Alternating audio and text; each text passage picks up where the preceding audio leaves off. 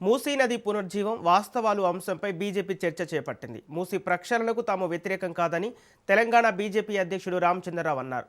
మూసీ ప్రాజెక్టుకు 12 మీటర్ల buffer zone అవసరం లేదన్నారు. కొన్ని చోట్ల బఫర్ జోన్ లేదు, మరికొన్ని చోట్ల ఎందుకని ప్రశ్నించారు. గాంధీ సరోవరు ప్రాజెక్టు అవసరం లేదన్నారు రామచంద్రరావు. మూసీ నదిపై కాంగ్రెస్ అసత్య ప్రచారాలు చేస్తోందన్నారు.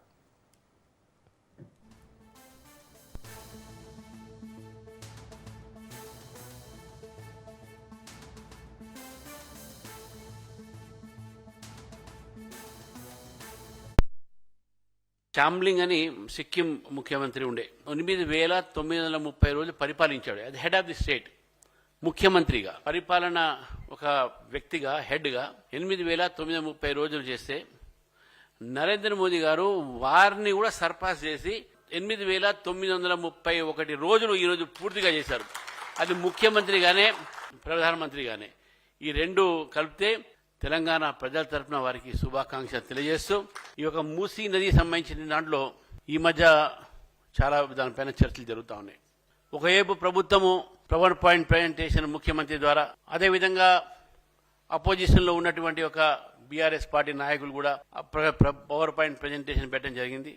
వాళ్ళిద్దరు కూడా వాళ్ళ వైఖరి చెప్పుకోవడం జరిగింది. మూసీ అనేది ఈరోజు మన మధ్యన హైదరాబాద్ ఈ ఒక 2 భాగాలుగా డివైడ్ చేసేసినటువంటి నది ఒకటి. ఆ రోజుల్లో మనకు చార్మినార్ దగ్గర ఆ భాగమతి పోయిందనేటువంటి కథలు చెప్తా ఉంటే ఈ మూసి పొంగిందా అని మనకు అనిపిస్తుంది.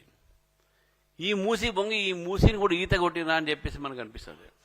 అయితే గతంలో మూసి నది అనేది చాలా స్పష్టమైనటువంటి నది. అది గండిపేటలో పడేటటువంటి నీళ్ళంతా కూడా అది మూసీ నది.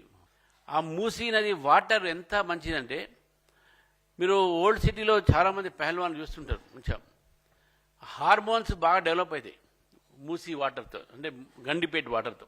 కానీ హైదరాబాద్ పాపులేషన్ పెరుగుతున్న కొద్దీ, మూసీలో కాలుష్యం పెరుగుతున్న కొద్దీ ఆ నీళ్లు సరిగిపోక ఇతర ఒక సోర్సెస్తోని మనం వాటర్ తీసుకొస్తాను.